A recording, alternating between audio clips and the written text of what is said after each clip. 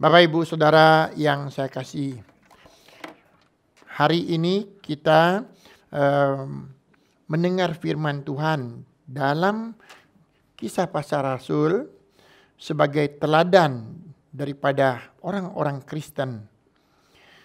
Para Rasul menjelaskan pada Kisah Rasul 17 ayat 10 sampai 15 bagaimana Silas dan Paulus memberitakan firman kepada orang-orang Tesalonika.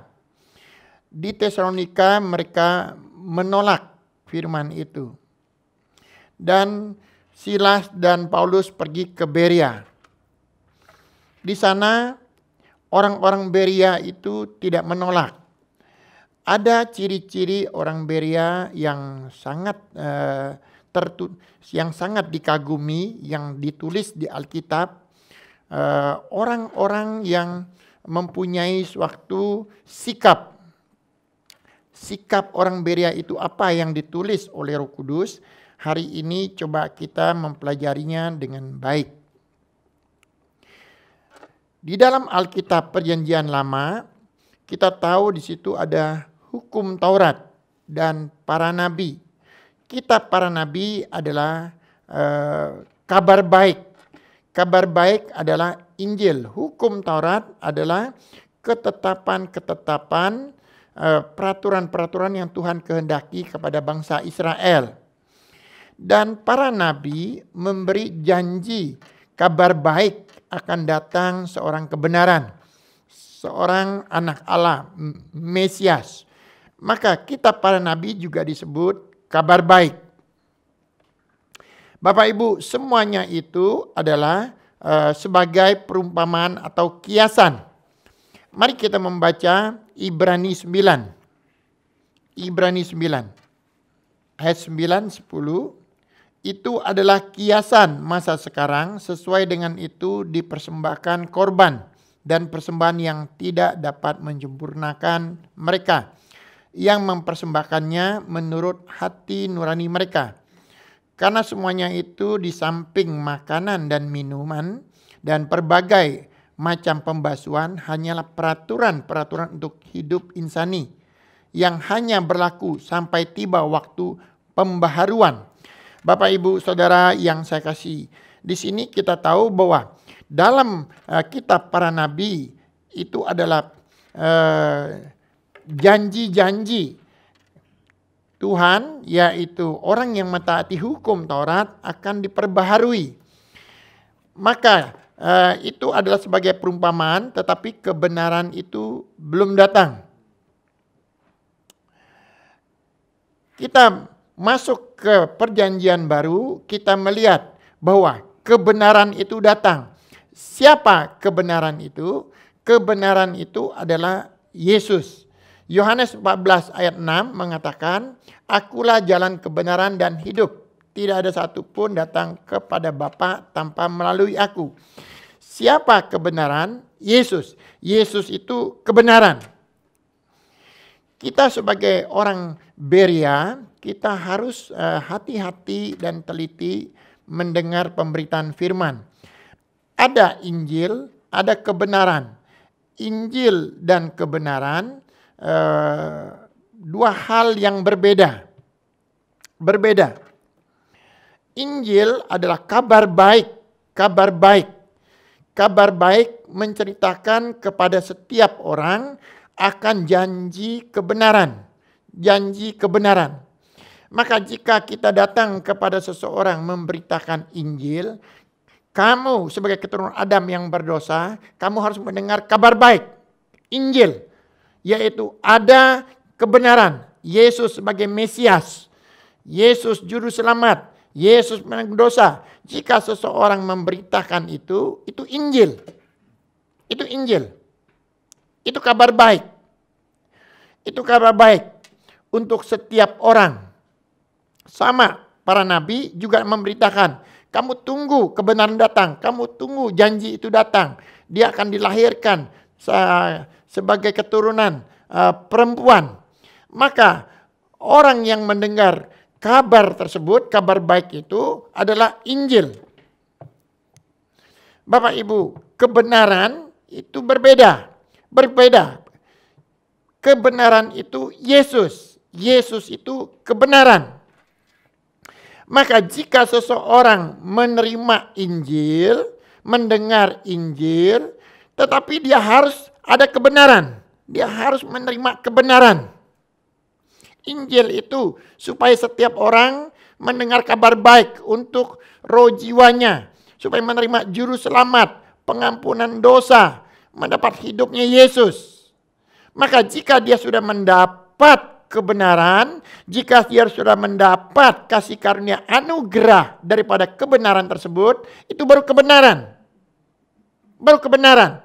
Jadi kebenaran itu jika dia sudah mendapat kehidupan Yesus, sudah mendapat lahir baru, dan dia sudah dipenuhi oleh Roh Kudus, maka jika dia sudah dituntun Roh Kudus, maka kebenaran itu sudah ada pada dia. Sudah pada dia. Sebelum dia mendapat kebenaran itu, dia hanya menerima Injil. Bapak, Ibu, Saudara yang saya kasih. Hati-hati membedakan Injil dan kebenaran. Ada seumur hidup orang hanya menerima berita Injil. Tapi kebenaran ini belum ada di dalam dia. Belum ada di dalam dia. Nah, hari ini kita berbicara orang yang sudah ada kebenaran. Orang yang sudah kebenaran. Bagaimana dia mempertahankan kebenaran. Bagaimana yang sudah ada kebenaran ini memberitakan Injil. Supaya ia tidak keluar dari kebenaran. Dibedakan. Jadi orang yang memberitakan Injil, itu kabar baik. Tapi kalau dia tidak ada kebenaran, maka dia akan dibuang juga. Maka kita tahu 2 Korintus 13 itu ayat 5 mengatakan, sudah ada belum kebenaran itu di dalam kamu? Jika tidak ada, kamu akan dibuang. Jadi kebenaran ini sangat penting. Tapi kebenaran ini, kalau dia tidak bisa mempertahankannya karena kebencian dan iri hati, dia bisa hilang. Maka kita harus tahu kemurnian kebenaran itu seperti apa. Kebenaran itu harus dituntun oleh roh kebenaran. Kalau dia tidak dituntun oleh kebenaran, maka dia tidak bisa menceritakan kebenaran itu menjadi Injil. Setelah ada kebenaran, dia menceritakan Injil yang mengalir.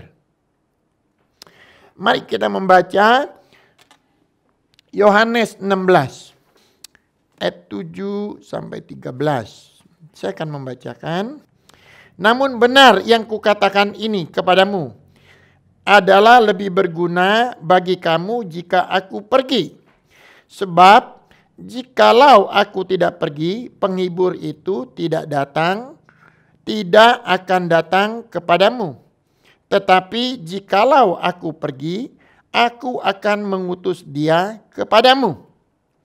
Dan kalau ia datang, ia akan menginsapkan dunia akan dosa, kebenaran, dan penghakiman. Akan dosa karena mereka tetap tidak percaya kepadaku. Akan kebenaran karena aku pergi kepada Bapa, kamu tidak melihat aku lagi. Akan penghakiman karena penguasa dunia ini telah dihukum. Masih banyak hal yang harus kukatakan kepadamu, tetapi sekarang kamu belum dapat menanggungnya. Tetapi apabila ia datang, yaitu roh kebenaran. Ia akan memimpin kamu ke dalam seluruh kebenaran. Sebab ia tidak akan berkata-kata dari dirinya sendiri, tapi segala sesuatu yang didengarnya, itulah yang akan dikatakannya. Dan ia akan memberitakan kepadamu hal-hal yang akan datang. Bapak, Ibu, Saudara yang saya kasih. Maka di sini kita harus bisa mengerti perbedaannya. Hukum Taurat adalah peraturan-peraturan moral etika. yang diberikan kepada Musa. Orang harus taat kepada hukum Taurat secara moral etika. Para nabi menceritakan akan datang seorang Mesias, kabar baik akan juru selamat kepada semua keturunan manusia. Tapi belum ada kebenaran. Kebenaran datang. Pada saat kebenaran datang, seseorang itu memiliki hidupnya firman tersebut, kebenaran tersebut, juru selamat Yesus, Yesus, darah Yesus menyelamatkannya, maka dia ada kebenaran. Tetapi kebenaran ini harus dituntun oleh Roh Kudus. Dituntun oleh Roh Kudus. Maka kita melihat di sini dia mengatakan, siapa yang menuntun roh kebenaran itu? Roh Kudus. Roh Kudus menuntun orang-orang kudus tersebut. Pada saat orang kudus tersebut dituntun oleh Roh Kudus, maka dia akan memberitakan lagi kabar baik.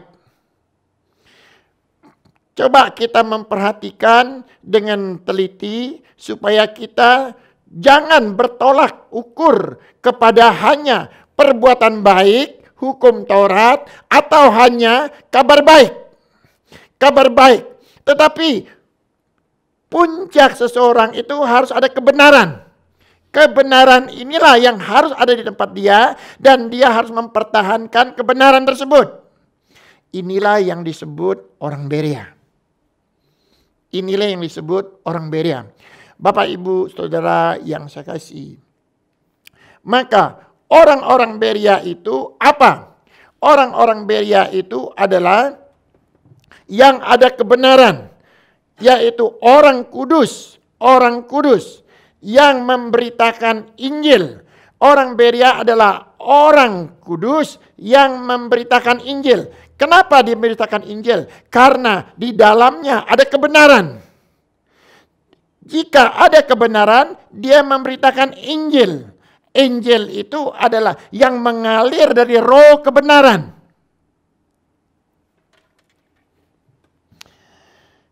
Ciri-ciri orang Berea apa? Jika kita melihat Kisah Rasul daripada 17, kita akan tahu itu adalah orang-orang yang sangat spesial. Orang-orang Berea ini adalah orang-orang bangsawan. Bangsawan yang mempunyai sikap. Jika kita melihat seorang bangsawan yang mempunyai sikap, perilaku, dan juga mereka dididik dari sejak lahirnya. Mempunyai sikap seorang bangsawan. Seorang sikap bangsawan. Dari kecil dia sudah diajar menjadi seorang mempunyai pribadi bangsawan. Bangsawan. Maka seorang bangsawan dia menyikapi segala sesuatu, mendengar dengan teliti dan memutuskan dengan teliti dan rendah hati. Bapak, Ibu, orang-orang Berea yang terkasih, artinya jika kita mengatakan orang Berea, maka harus ada seorang sikap. Sikap seorang bangsawan, seorang sikap mempunyai suatu kepribadian yang baik di hadapan Allah. Bapak, Ibu, Saudara yang saya kasih, orang Berea di sini adalah orang-orang yang dituntun oleh Roh Kudus, yang mengerti rahasia Allah. Jadi orang yang ada kebenaran ini, disebut yang ada rahasia Allah, pengetahuan rahasia Allah. Bukan hanya sekedar memberitakan Injil, tapi kamu harus tahu rahasia Allah. Rahasia Allah apa? Pribadinya Allah. Pribadinya Allah di dalam kamu. Mari kita membaca 1 Korintus 4. Demikianlah hendaklah orang memandang kami sebagai hamba-hamba Kristus yang kepadanya dipercayakan rahasia Allah. Jadi seorang pemberita firman seperti Rasul, murid Yesus, dia harus mengerti rahasia Allah dulu. Jadi pemberita Injil itu harus mengerti rahasia Allah dulu. Yang akhirnya dituntut dari pelayan-pelayan yang demikian ialah bahwa mereka ternyata dapat dipercaya. Jadi bukan hanya sekedar menceritakan kamu akan selamat, kamu akan selamat. Bukan. Kamu harus berbuat baik. Itu kembali lagi ke hukum Taurat. Tetapi yang tahu rahasia Allah, yang ada kebenaran tersebut, yang ada kemerdekaan, yang kamu sudah mendapat kehidupannya Yesus. Bapak, Ibu, Saudara yang saya kasih. Orang Beria itu membuktikan bahwa dia ada kebenaran. Kebenaran itu adalah Yesus sendiri. Jika engkau sudah ada kebenaran, artinya sudah ada Yesus, maka ada. Itu adalah pribadi Yesus di dalam kamu. Pribadi Yesus ada di dalam kamu. Waktu kamu menyampaikan Injil, itu adalah rahasia Allah, pribadi Allah disampaikan kepada orang.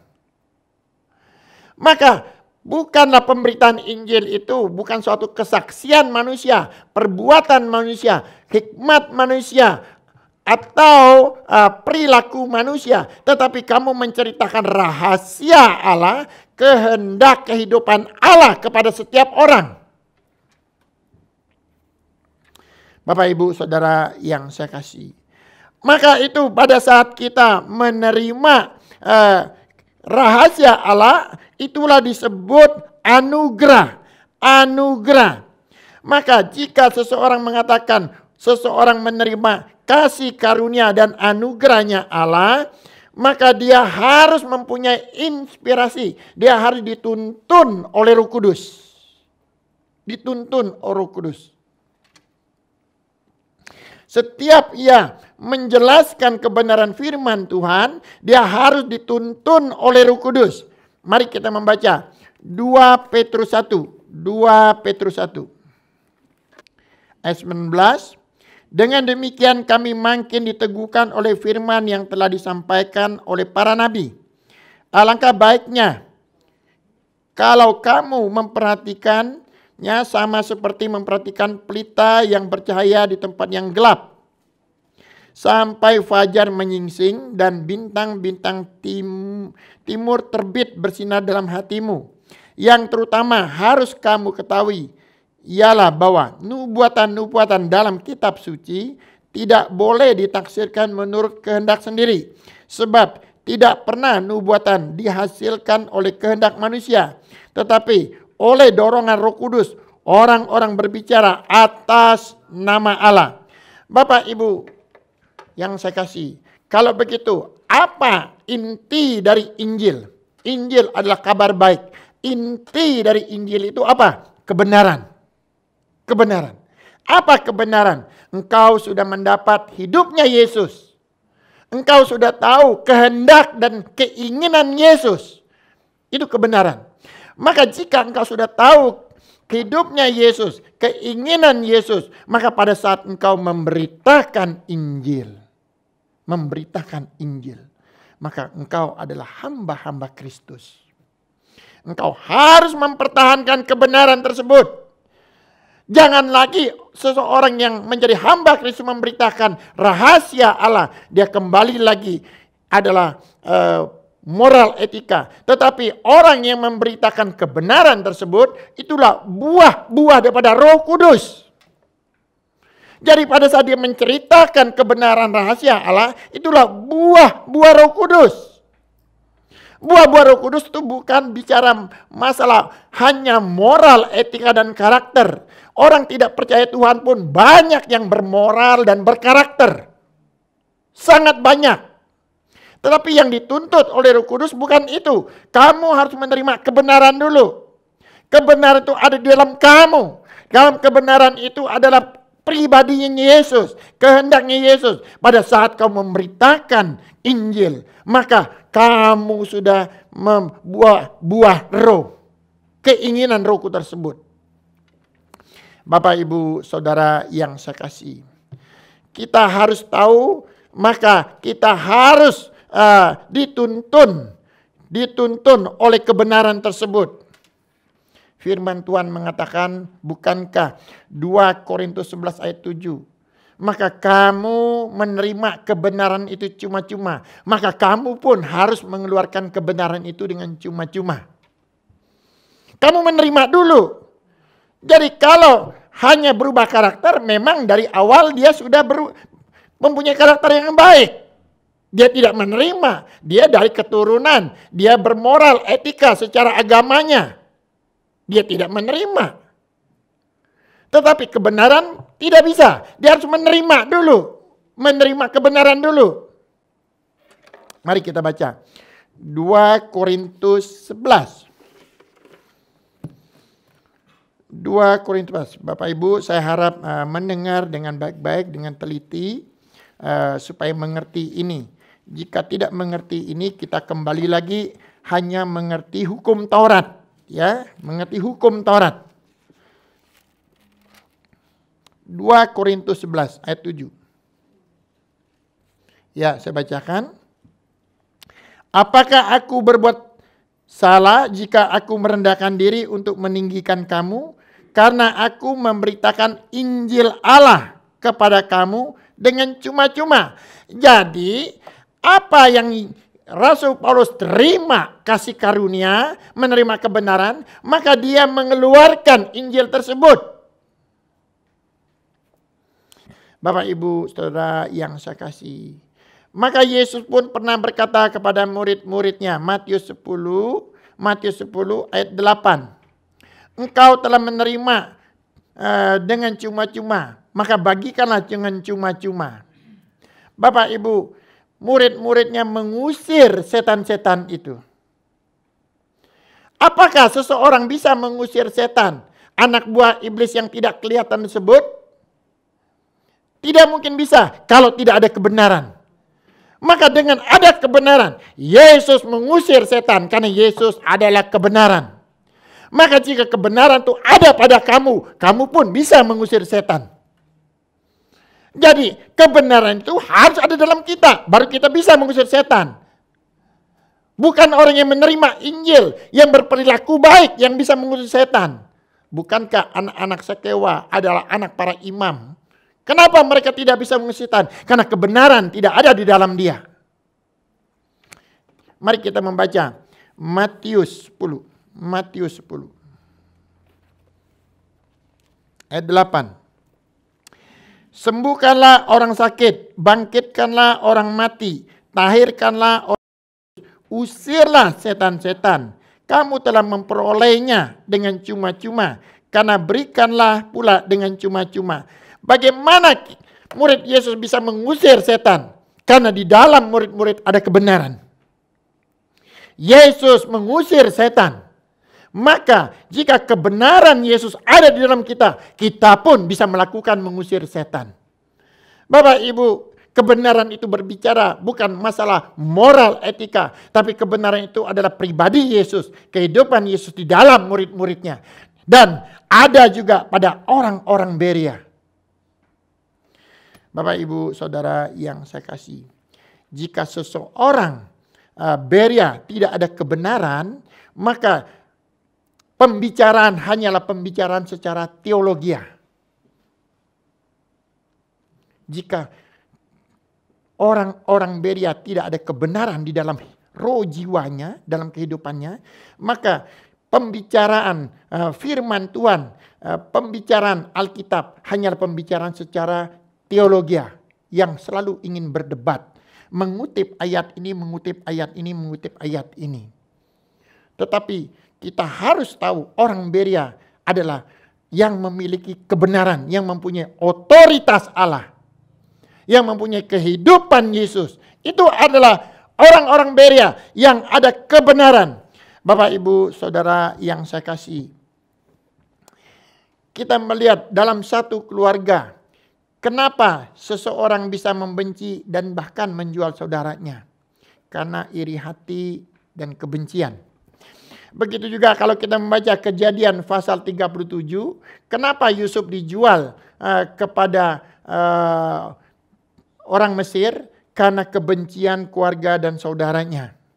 Bagaimana kalau kita melihat di Kisah Rasul 19, Demetrius membenci daripada pekerjaan para rasul tersebut, para murid-murid Tuhan. Kenapa?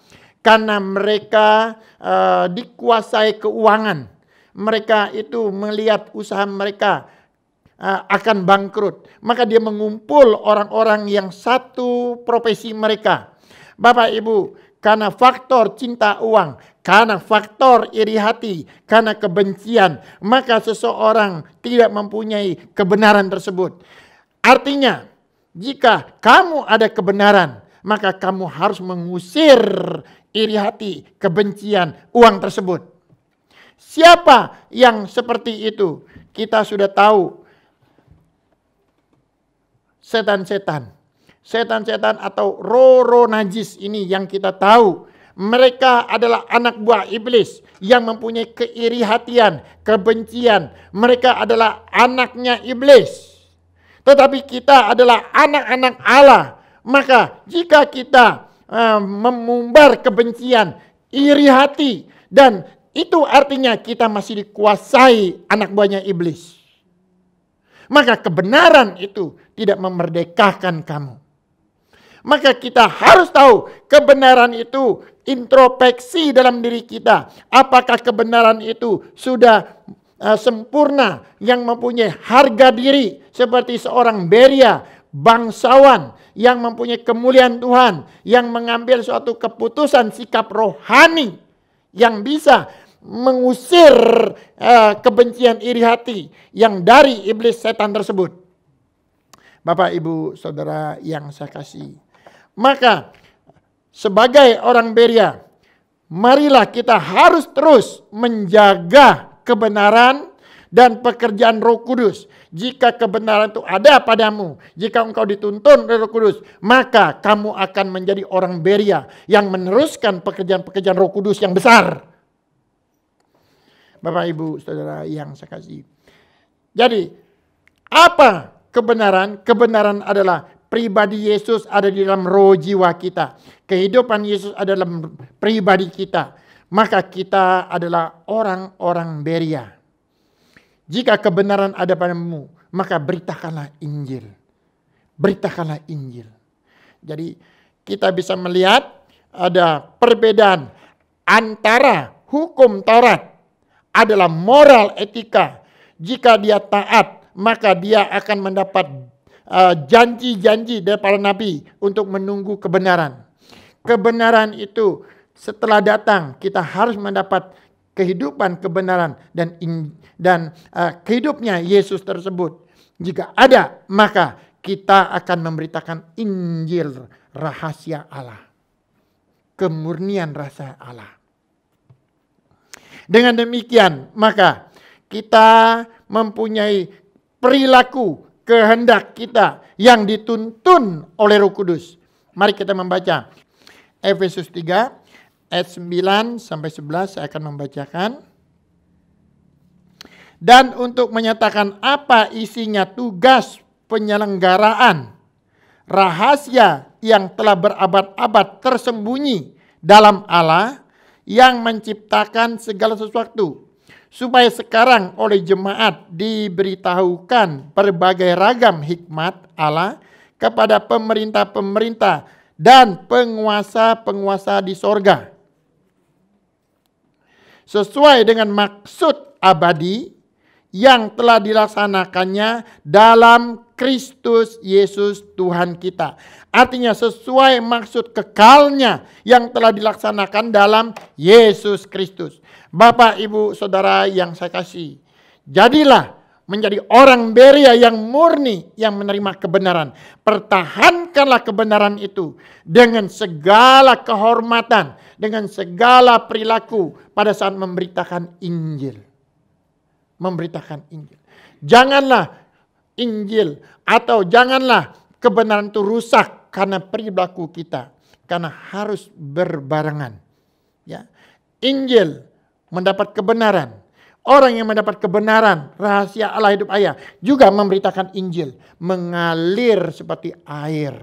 Bukankah Yohanes 7 mengatakan ayat 38 dan seterusnya, mengalir sebagai air kehidupan bagi semua orang. Kiranya biarlah Tuhan memberi hikmat dan inspirasi kepada kita untuk kita menjadi seorang Beria yang mendapat kebenaran dan memberitakan Injil. Biarlah misi Roh Kudus berjalan di dalam kehidupan kita. Amin.